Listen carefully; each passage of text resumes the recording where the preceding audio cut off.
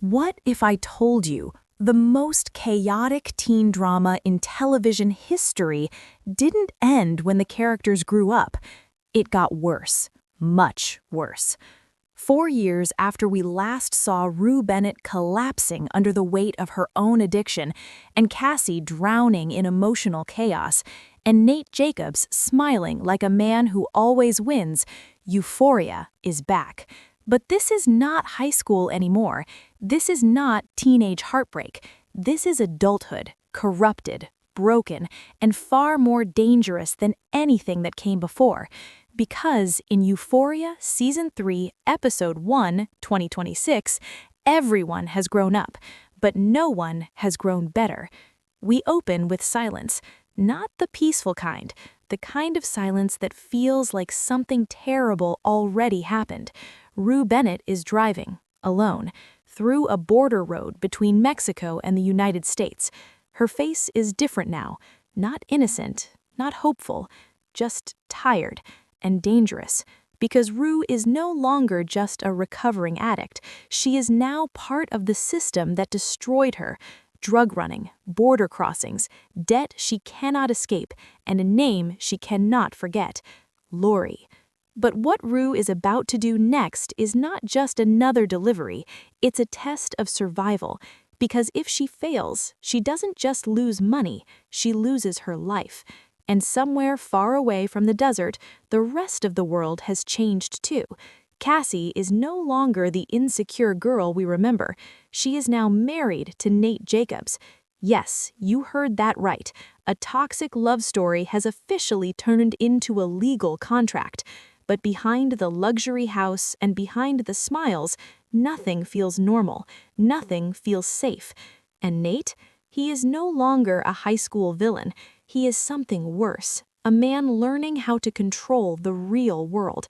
But before we understand how everything got here, we have to go back to Rue, because her journey is about to take a turn that changes everything.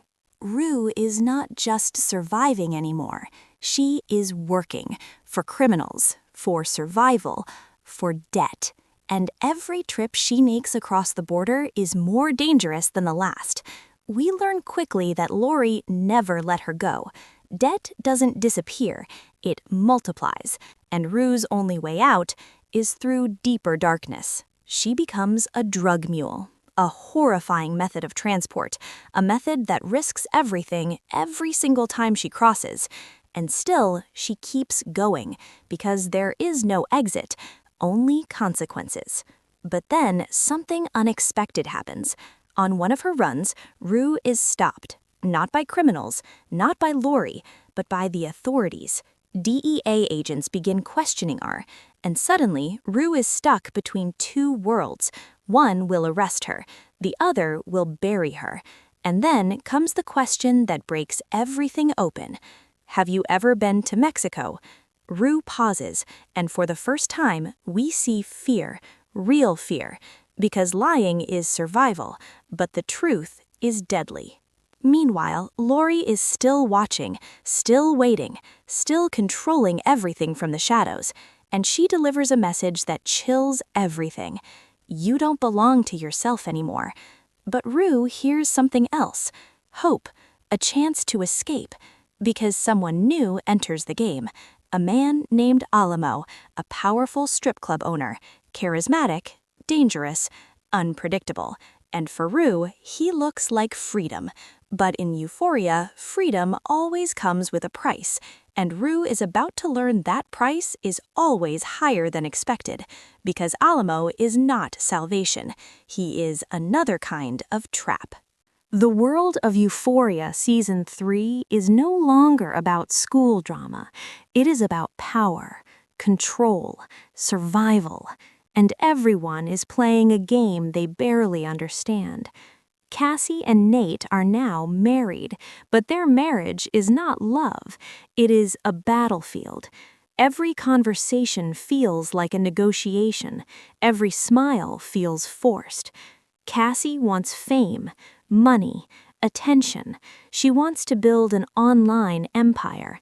And Nate, he wants control. Always control. Even in marriage. even in silence. But the most disturbing thing, they are both pretending this is normal, and that's what makes it terrifying.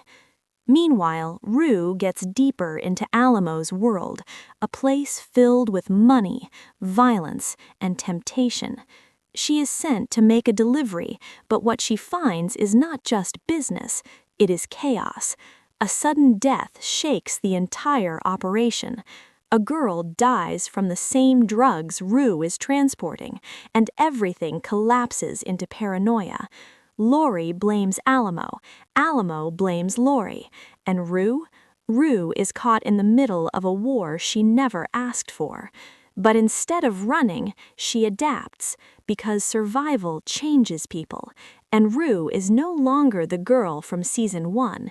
She is something else now, something harder, something colder. But just when things seem like they cannot get worse, they do, because Rue realizes something horrifying. She is not a victim anymore. She is a participant, and that realization changes everything. The final act of episode 1 brings everything crashing together. Rue stands at a crossroads. DEA pressure, Laurie's control, Alamo's unpredictable empire, and her own collapsing sense of identity. She meets Alamo again, and for a moment, there is peace. Music, laughter, luxury, a fantasy of escape. But Euphoria never lets peace last, because underneath the glamour, violence is growing. A war is coming between Alamo and Laurie, and Rue is standing directly in the middle of it. Cassie and Nate's marriage continues to fracture. Maddy re-enters their orbit. Old wounds reopen. Old jealousy returns. And suddenly, the past is alive again, stronger than ever. But the final moment belongs to Rue. She makes a choice. Not a heroic one, not a clean one, but a survival choice. She steps further into Alamo's world, not because she trusts him, but because she has no other option left. And as the episode ends, Rue's voice returns, calm, empty, almost detached, and she says something that defines everything. I thought I could get out. A pause. But maybe there was never an out. Fade to black. Euphoria Season 3, Episode 1 is not about teenagers anymore. It's about consequences, about adulthood, about how trauma doesn't end when you grow up. It evolves, it follows you, it changes shape. And Rue Bennett, she is still fighting, but now she is fighting in a war she can't escape. If this episode is just the beginning, then what comes next might be the darkest chapter yet. If you enjoyed this breakdown, don't forget to like, subscribe, and comment. Do you think Rue can ever truly escape this world? Because in Euphoria, no one really gets out clean.